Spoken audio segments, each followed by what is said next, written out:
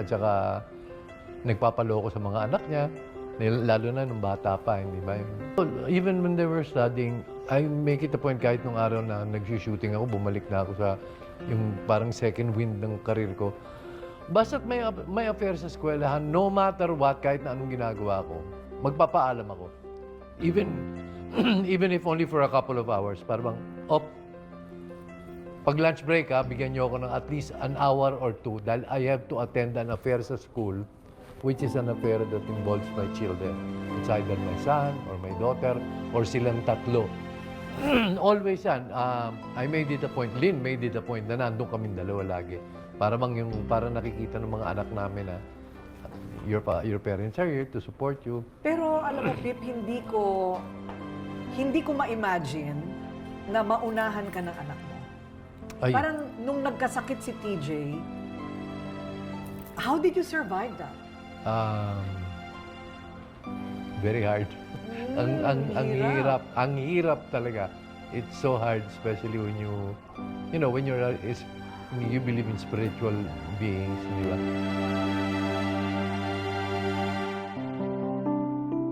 Sabi nga nila, it's a rule. Hindi trabaho ng magulang ilibing ang anak.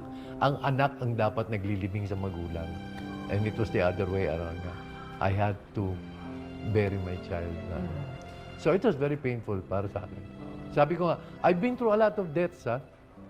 Matay ang father ko, namatay ang mother ko, matay ang brother ko. Pero iba-ibang stages of pain, pero parang pinakamasakit yung Siyempre. sa anak ko, pinakamasakit. Oo, siyempre. Oo. Dito ba nagsimula yung pagiging religyoso nyo? Or bago Hindi pa naman. noon? Bago pa yun, we were already religious. Tsaka, di ba, sa Pilipino naman, normal yung di ba, yung may religiosity na papaglinggo pupunta sa church or kung anong araw man pupunta sa church, pinabibinyagan mo anak mo, di ba, because you believe in an upper being, di ba, na sikat na Tapos, prayer, tinuturuan mo sila. Dito sa atin, Pilipinas, hindi ba, kahit sino tanungin mo, mga bata, marunong magdasal bago matulog sa gabi. Hanggang ngayon, kilala kayong mag-asawa, halos sa pagiging pastor, di ba? I mean, guidance. Sharing ng Sharing, guidance, ganon.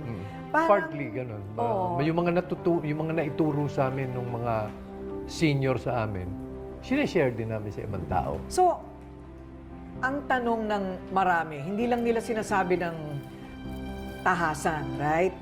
Sino ba ang pinapakinggan ng Diyos? Kapag ikaw ay nagdadasal, halimbawa para sa anak mo na may sakit, hindi ka pa rin napagbigyan. True. Ano yung prosesong yon? Anong sinasabi mo sa sarili mo na sagot ng Panginoon sa iyong mga dasal?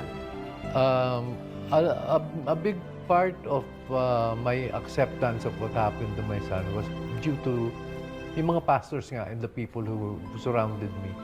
Kasi talagang ang hirap dahil ako i-compare ko sa sarili ko. Bakit nung ako nagkaroon ng sakit na yun? Nagdasal kami, ang wife ko, nagdasal ang mga anak ko. Naligtas ako, di ba? Bakit nung yung anak ko nagkaroon ng the same curse or disease? Na batang-bata pa? Bata pa. Bakit hindi ako napagbigyan? Well, sabi nga nung iba, I mean, something that we should learn to accept is the truth of the matter is, once we are born, we start to die, sabi nila. Hindi mo lang alam how you're going to go, pero you start to die. And yung iba, sabi nga ng iba, that was the lifeline that was given each individual. And when it's time to come home, the Lord will take you home. Ang hirap lang tanggapin sa atin kasi super being yung kumukuha sa mga mahal natin sa buhay tayo, ayaw natin pakawalan yun Mahal natin yun, di ba? Parang yung common question nga. Ba't mo kinuha yung mahal ko? Akala ko ba mabait ka? Akala ko mapagmahal ka? Bakit ito? Alam mong masakit sa akin. Bakit kinuha mo? Those are the usual questions na tinatanong. Then, what's important is, yun nga yung kung sino man yung nando sa taas na sinasabi nila. Kami kasi, talaga, inaano namin, Jesus Christ. Di ba? Kasi nakalagay sa Bible yun. John 14:6, sabi nga, I am the way, the truth, and the life. No one comes to the Father except through me. So, basically, alam mo yun. Pero when something like that happens to you sa buhay mo, yung human side mo kasi mini-mess up yung spiritual belief mo eh. So, it takes a while. Parang, ano sabi nila? Stages down, di ba? Yung sa death. Denial. Ang una, denial. Then slowly, acceptance. Anger muna. Anger, tapos yung acceptance. And then, yung pain, which is, the pain never goes away, sabi nila. Wala. Forever yun. You just learn to live with it. Yun. You just learn to live with the pain day by day. Dahil kung minsan ako, ang tagal nang nawala nung anak ko, there are days when I get to talk about it easily, parang maluwag. There are days na biglang-bigla, tatamaan ako, biglang-bigla, I'll find myself crying. Kasi merong, parang yung ipa-flashback bigla sa utak mo lahat, yung mula nung kabataan ng anak mo, yung pinagdaanan ninyo, yung paglaki niya, yung pain noon, biglang-bigla, magre-register. Nung araw kami ni Lynn, nung bago pa lang nawala. Pag nakita ko umiyak siya, nagtatanong ba, ba't umiyak ka na naman? Then after a while, na-realize ko. Then tapos kuminsan, pagka nakikita ko siya umiiyak, hindi na lang ako umiimik, pinababayaan ko na lang. Sabi nga nila, let her grieve. Same way that you grieve. Huwag mong awatin ng tao when they're grieving. That's a good sign na naihihinga nila.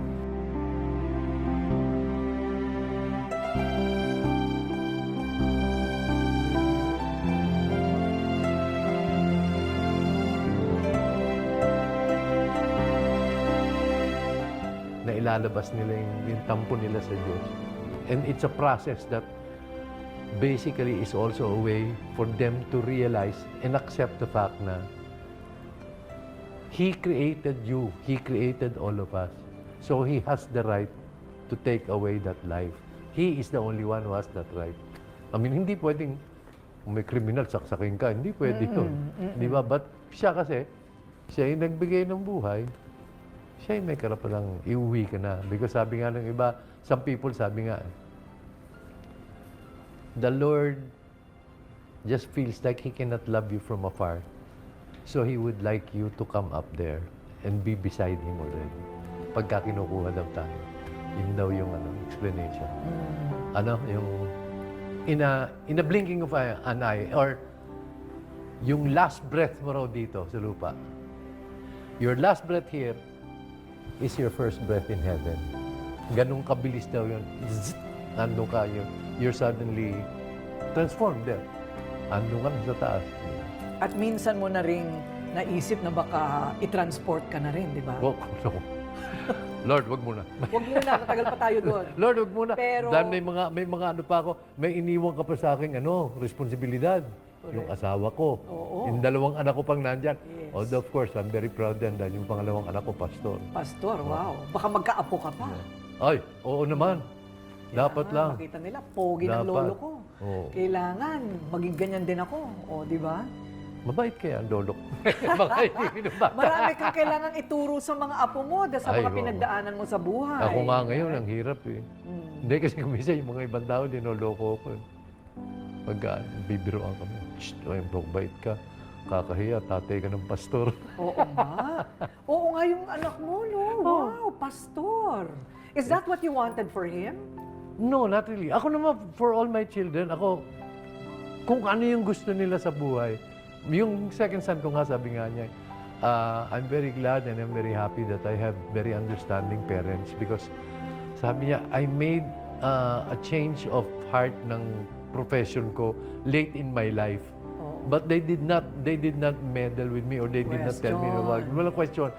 Is this what you want? Go ahead. If it makes you happy and if it fulfills your being, your life, go. Wow. What faith can do. O, eto na Ayun. ngayon. Nangyari din sa kanya yon. Oo. Nagpa-check up siya na